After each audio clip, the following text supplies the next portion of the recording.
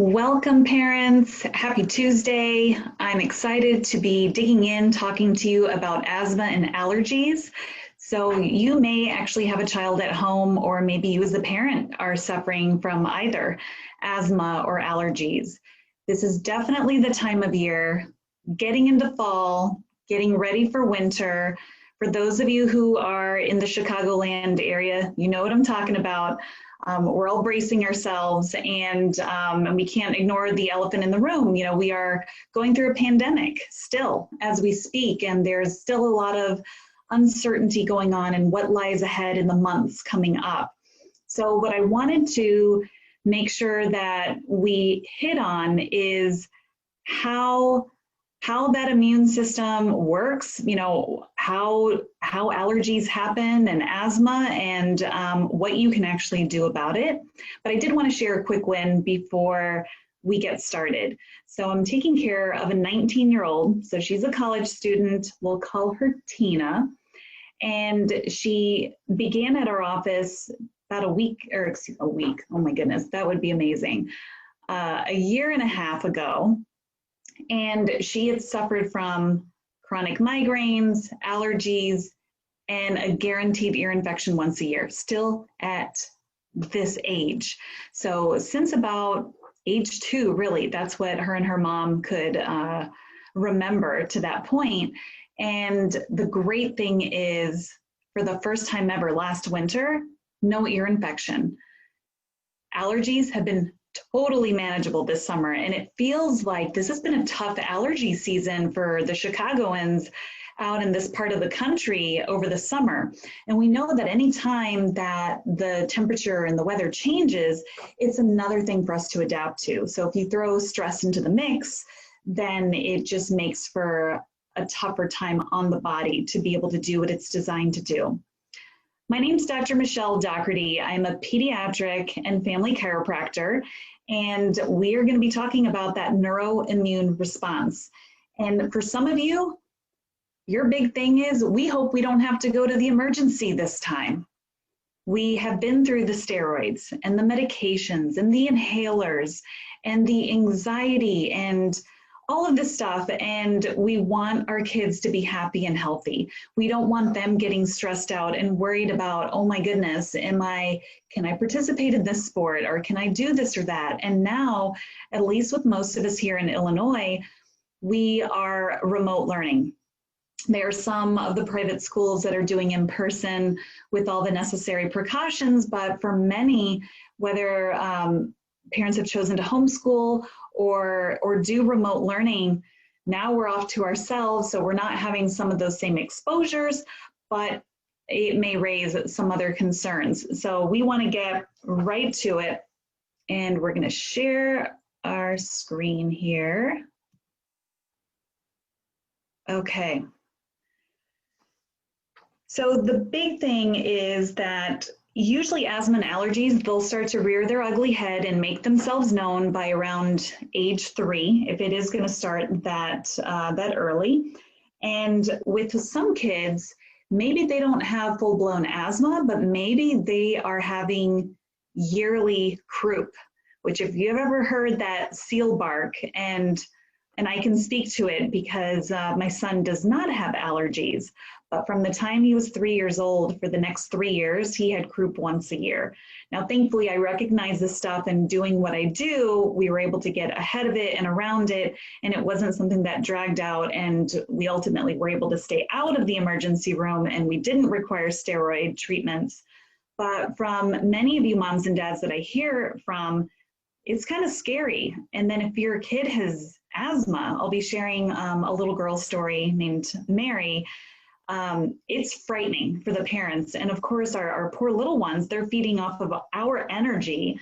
And, you know, then those short, shallow breaths, they become even more labored. So this will be, let me make sure that our slide deck is working here. Okay. So all in all, when we're talking about flu season and cold season, this isn't that the germs are in more abundance. It's just that we're not taking care of ourselves as much. We're a little more stressed out. And again, if you live in Illinois and especially the Chicago suburbs or Chicago proper, the sun is setting earlier. We're not having as much sunlight and vitamin D. We're spending less time outside, so we're not moving our bodies as much. And movement is life. Movement is everything. We talk about it in previous webinars when it comes to behavioral and focus and concentration now that we're back to school, albeit it's in a different way.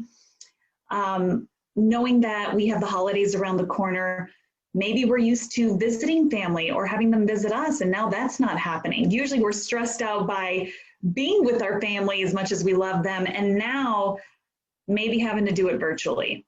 So it's a whole nother set of stress. And when we get more stressed, we may start to have sleep issues. We may start to have some insomnia. We may have difficulty falling asleep, or maybe we're waking up multiple times in the middle of the night, or maybe it's once a night, and then we're having a tough time falling back asleep. And then that in turn is going to feed that vicious loop, and that perpetuates more stress. So what else? I'm driving by, I get the occasional Starbucks and I see, oh great, pumpkin spice lattes, they're on. So the big thing is we're exposed to a lot more sugar. And when we're more stressed, we are going to be reaching for the quickest boost of energy, subconsciously, consciously, what have you. Pumpkin pie, apple pie, Halloween, all around the corner if they don't cancel. But you know what I'm saying. When we have increased sugar, it literally plummets that immune response. So we start to see a lot of these immune challenges surfacing. As I mentioned in the beginning, when we're transitioning between summer and fall, and then fall to winter, and in our area, we don't have a whole big bunch of fall weather, which is my favorite, but we kind of skip over that, and it's basically summer to winter in some way, shape, or form. So if the body is unable to adapt, it's going to be more susceptible to these types of things. So it makes us less adaptable, less resilient, and we know the theme for health is being able to adapt and thrive, being able to face whatever is coming head on, and your body having the wherewithal to know what to do with foreign antigens and environmental toxins and exposures and that sort of thing. So of course, we're going to be talking about asthma and allergies, and we know both are skyrocketing. And there's some reasons for that we're going to share. And again, just tuning into a little bit of the physiology, how your body works, so you know what normal is. So if there are symptoms coming about, you know how to recognize the stuff. But many of you are tuning in because you're already there. You've done the elimination diets. You've done the different medications. You've done combinations. You've done breathing treatments. You've done all of these things, and you feel pretty well equipped, hopefully, to meet whatever's coming head on. But it's still stressful. It's still stressful because you can't see around the corner and know how to get ahead of it. So we're seeing an increasing rate of asthma in kids. There's a lot of chemicals in the environment, but first let's define what the symptoms are. So kids starts having trouble breathing, they start to panic, and we stop breathing from our diaphragm, and it's more up here in the chest, and it's short and shallow, and it becomes more labored, and then it just keeps going to the point where they're gasping for air, and they don't know what to do, and then you're trying to help and come to the rescue, and it's a horrible sight to see your child in pain and struggling. So big thing is there's neurological stress there. And we know that there is a muscle surrounding your lungs called the diaphragm. It's the primary muscle used for breathing. And that mid to lower neck area controls this breathing. It's also the area that surrounds anxiety and stress in that upper airway especially. So we know that when we're being born, nature's first adjustment, especially if it's a vaginal birth, is not only do you get the compression in the head, so we're getting the plates moving and conforming and doing what they need to do, but you also get a compression around the chest. And so it's supposed to compress and spring back out, and it's literally pushing that fluid out of the lungs, and you can take your first breath. So a vaginal birth is beneficial for many reasons, but this isn't what's happening all the time. So as we're seeing the rates of cesarean births, emergency or elective or whatnot, we're not getting that nature's first adjustment, and maybe we're not getting exposed to that vaginal bacteria, which is basically jump-starting the gut flora and enabling more of that immune support to happen. So sure, we can supplement with probiotics and eating fermented foods, but just know that by the time we see it in our office, age 4, 5, 6 years old, we know that this has been going on, this neurological stress has been going on from the beginning. And it may appear as other things, as if you refer back to previous webinars, it'll look like different things along the way. And then it'll start morphing into different things as your body is desperately trying so hard to adapt and just make it through. And also when it comes to, I talked about environmental toxins, but now that we're going to be indoors more, think about the germ killing frenzy, antibacterial soaps. It's not the best choice. I mean, right now we have hand sanitizer like popping up all over the place. I mean, nothing is going to replace good old fashioned soap and water for 20 seconds, warm to hot water to break off, and flush away some of those surface germs. Because let's face it, our kids have their hands in all their orifices of their face, let's be honest. And then if they are wearing masks or, those facial coverings, it's just a lot of back and forth. And so making sure that we're washing our hands is so important. You can make it fun. I mean, you can sing happy birthday twice. That's going to be about 20 seconds, but doing a really good job there. Because when you strip away, if you're in such a sterile environment, your body, it's like getting ready for the football game. If you didn't practice all season long and you get thrown into a game, how good are your reflexes, or how good are the reflexes going to be? How fast are you going to be? How well are you going to catch a pass? Practice is everything, and your immune system is no different. So having pets, it's a great thing. If you grew up on a farm or have a dog or a cat, we've been exposed to these in little increments, and your body is able to recognize it not as a threat, versus when we're in a completely sterile environment and antibacterial to death, you don't have two legs to stand on. And it becomes very challenging, especially as you're going through growth spurt stages. So those are natural physical stresses that come along. But if you pile on all these other stresses, it just makes for very challenging time.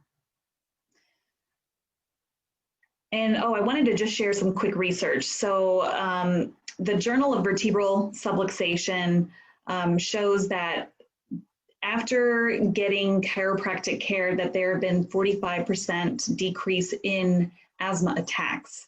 Those asthma attacks are scary. I said I was going to share a quick story of our cute little one, Mary.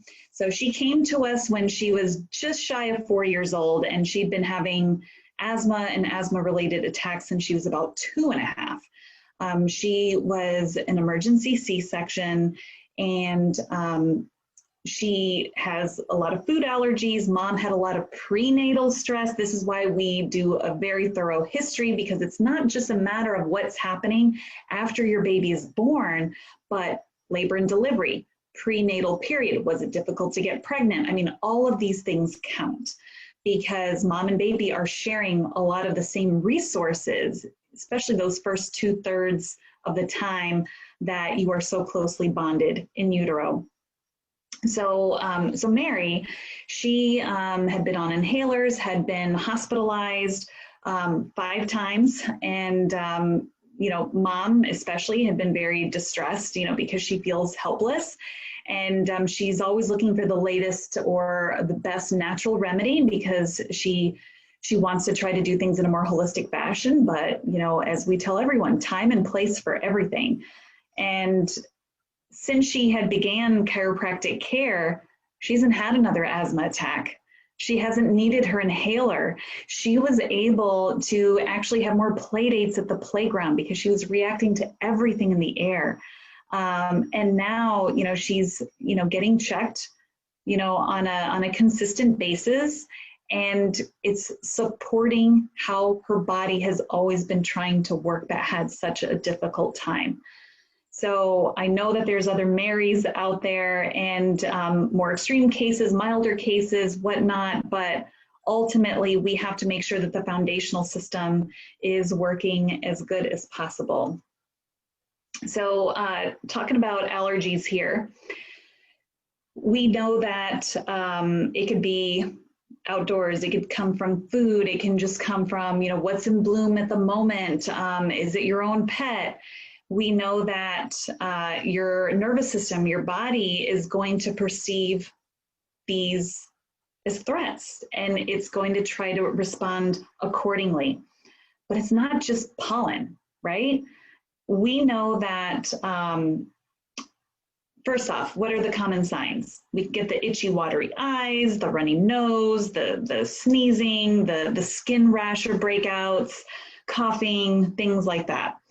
So if it was the actual substance itself, everyone would be reactive. Everyone would have allergies. Even within your own family, you may notice sibling or a daughter or son, you know, maybe it's one kid that has it and the other two don't, or vice versa, right? So we know we can't just blame the actual substance. It is how the body is perceiving it and how it's reacting to it. Your nervous system controls it all. It really does. And when we look at the master systems of the body, we think of immune, we think of hormonal system.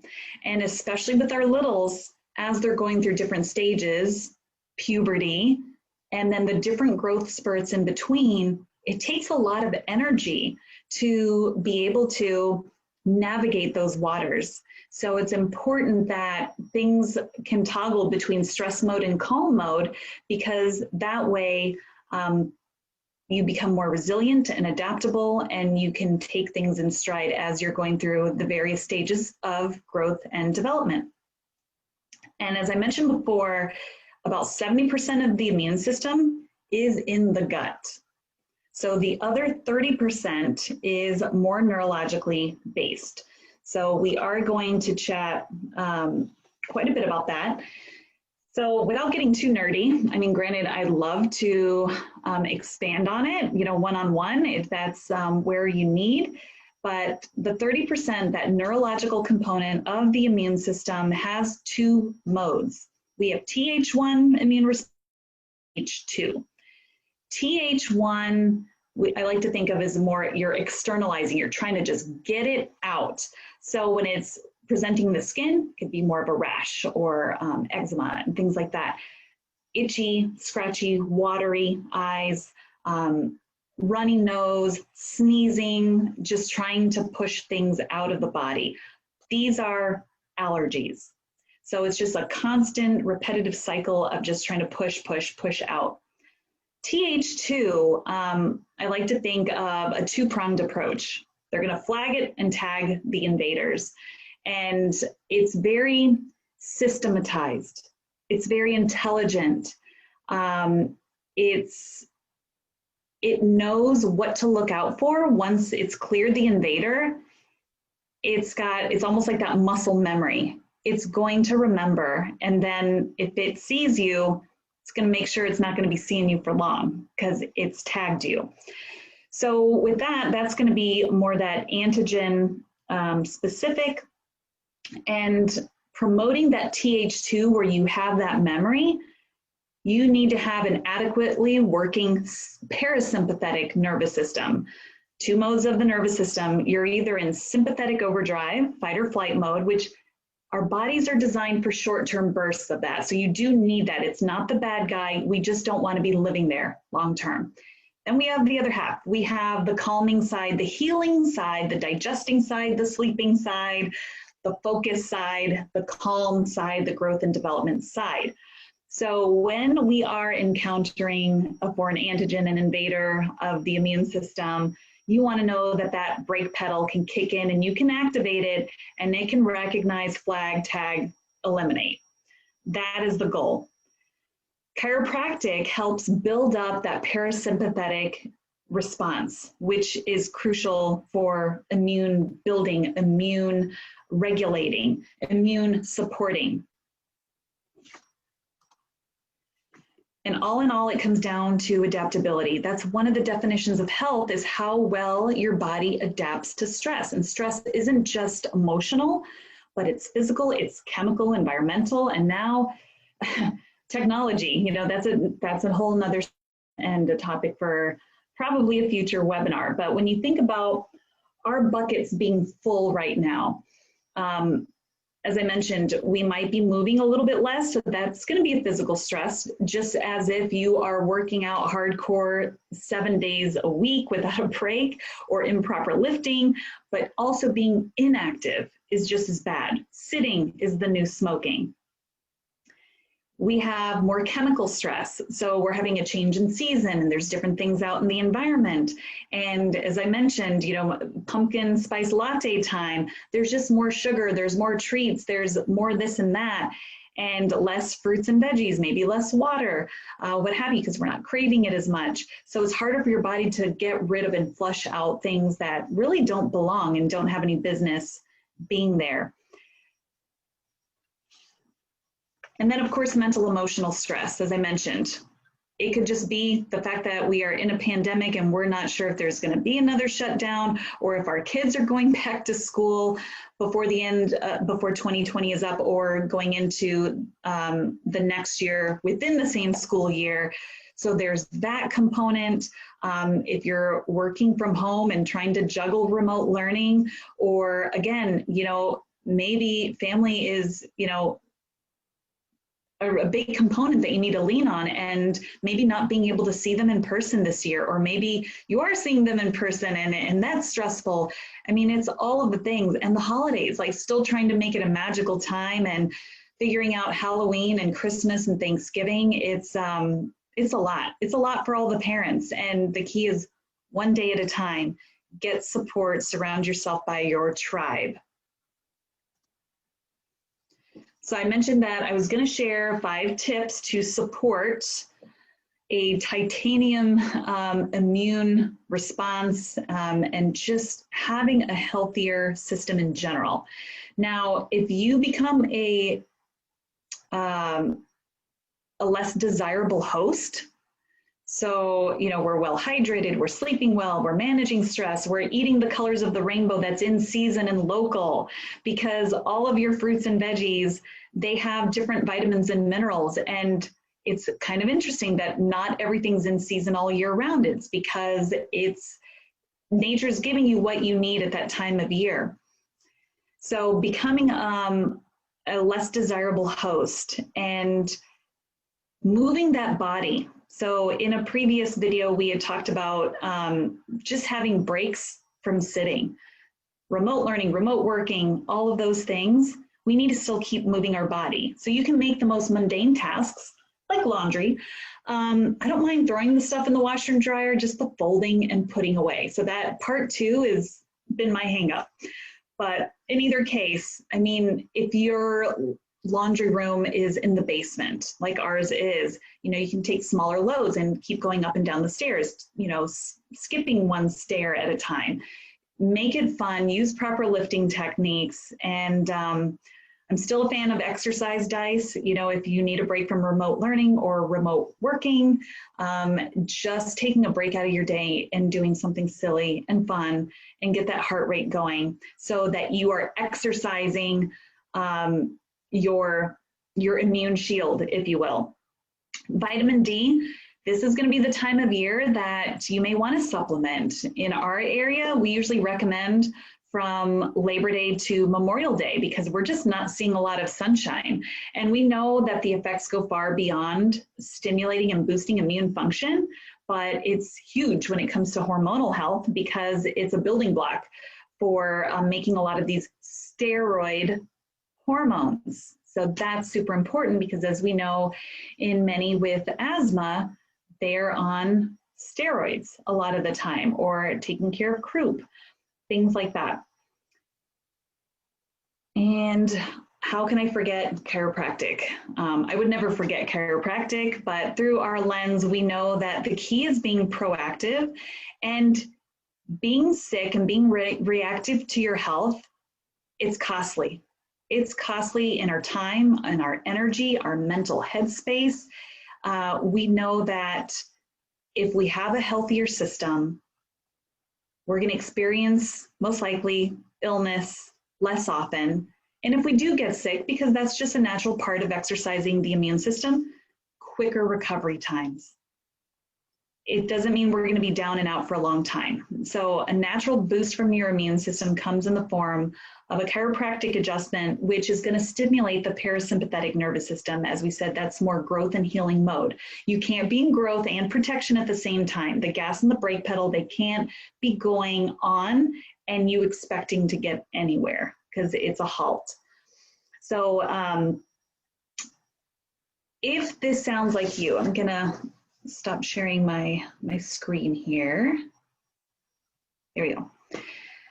If you've had a Tina or a Mary in your household, or someone that you've done play dates with or whatnot, just know that there may be another way. And the really cool thing that I get so excited about is the scanning technology that literally is looking inside your child's nervous system. It's making what's invisible more visible. It's going to show us where these hangups are, where this stress is just camping out in the nervous system, and where these struggles are happening. But the most important thing is not only is it showing maybe where the effects are happening, it's also showing us what is possible, the potential of what can be when you remove this interference, this stress. So that's what I'm most excited about. And so instead of guessing or just caring for people based on their symptoms, we have to look at you as an individual. We have to see what the birth history was to begin with. We have to see where things have progressed along the line during growth, if there's other co-challenges, and what else people have done, you have done to help your child. So I would encourage you just to connect, get scanned at the very least, and we'd be able to share what exactly is going on with your child and if we can even help.